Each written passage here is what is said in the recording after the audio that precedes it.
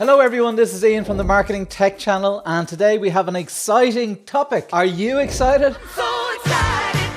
I am excited. Okay, so what we're going to talk about is pre-promotion of content. So what about promoting content before you hit that big publish button? I'm looking for a big publish button, which I think my editor is going to put in somewhere. Okay, so before you hit that big publish button, how about doing some pre-promotion of your content? Okay, I'm going to go through 3 specific tactics, and I think you'll implement at least one of them. Are you with me? I hope so. Okay, I need focused attention. Focused attention. Here we go.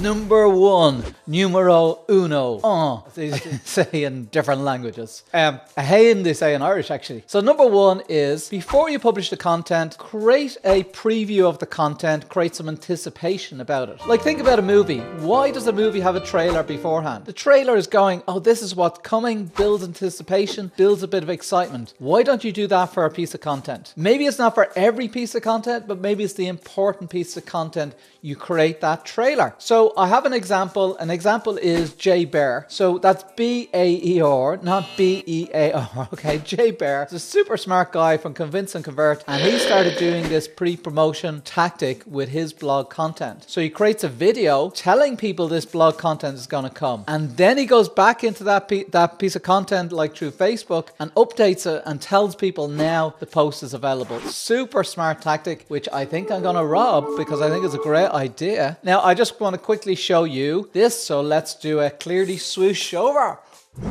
Okay, so we're looking at Jay Bear's profile here, and you can see there's a video. So what happened was he published this video on his feed, and he talked about a post that was coming, and that created a lot of likes, a lot of shares, a lot of comments on it. People were interested in it, and now you can see after he published the piece of content on Convince and Convert, he wrote this, he said, here's the blog post version is now live. So he updated the status in the post, and then he put a link into the blog post that's live. This is a great tactic. First of all, you're using different mediums. So you're using Facebook as a social network. You're creating a video which you can promote across different channels. You're creating some interest and anticipation for a post that's coming. And then afterwards you update and tell people, like within this, they're going to get notified that this is updated, and now they can go back into that post.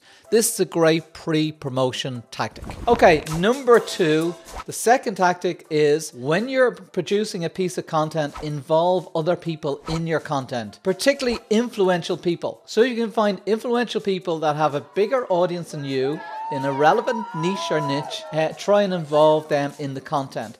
That's going to make a big difference to their content, because they'll then promote that content.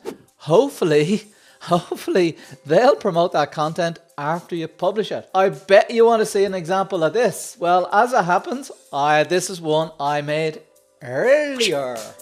This was a post that I did called Social Media Monitoring Lighthouse. Now, what this is coming up with a framework for monitoring across social media channels. This is the initial diagram I came up with. So I published this to my Facebook feed and said, I'm doing a blog post about what you should be able to monitor, monitoring tools. Here's a summary. I'd love to hear your feedback. I'll mention anyone in the post that gave feedback that resulted in changes in the graphic. Lots of people, so you can see there was 52 likes, lots of comments come in. Everybody was giving back comments and feedback about this Lighthouse. Now, what's actually happened here is, they gave super feedback, so I did have to change the diagram. So based on their feedback, this is the result of the diagram after that. So I took all their feedback and put it in. Now, also what I did was, I wrote in here, so thanks to all these people for contributing, so they would have got notified that they were mentioned in this post. And also, I'm pretty sure if I look up here a little bit, I'll see that later on when I actually published the blog post, there it is, I actually mentioned everybody here for contributing. Okay, so by mentioning everybody, they're going to get notified on Facebook. They feel more involved in the content. Well, actually, they should feel it because they contributed to that article. So this is great for the article, and it's great for me, and it's good promotion. I'm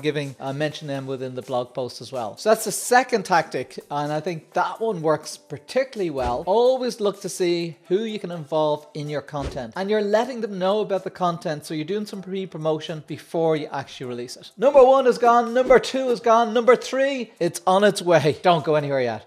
So number 3 is, what about a new audience for your content? Okay, so a lot of people wait till they publish a piece of content, and then they may reach out to people and say, hey, I thought you might be interested in this content. Well, I think it's a lot better to reach out to people in advance before you publish the content and say, hey, I'm publishing this content. It's about this specific topic. I know that you're particularly interested in this content. I'd love to send you a copy before we release to everyone in the public. Would you be interested in yes or no? Now, that's an easier one to get an answer from, and also you're treating them like, you know, a VIP. They're getting special treatment. They're going to get this post before anyone else. So this is going to be great, you know, so that's going to help, you know, get more attention on that post, and you'll build an audience before you actually publish it. So there's 3 specific tactics for pre-promoting content. I would love to see that you implement one of them. I'd love to see you become a fan of this channel. Or I'd love to see thumbs up, you know, some comments maybe on the channel. It would be all appreciated. But most of all, if you can implement this and get results, we'll be happy. Okay, cheesy grin.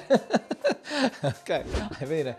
Come back later for another video. Make sure to subscribe. Thank you very much. This is Ian Cleary from Razor Social, the marketing tech channel. So I hope you enjoyed that video. If you'd like to get more videos like this, make sure to become a fan of this channel. So subscribe to our YouTube channel, or if you want, you can become a subscriber on our newsletter over at razorsocial.com. Our videos are always very practical and useful, so make sure to sign up. Thank you very much.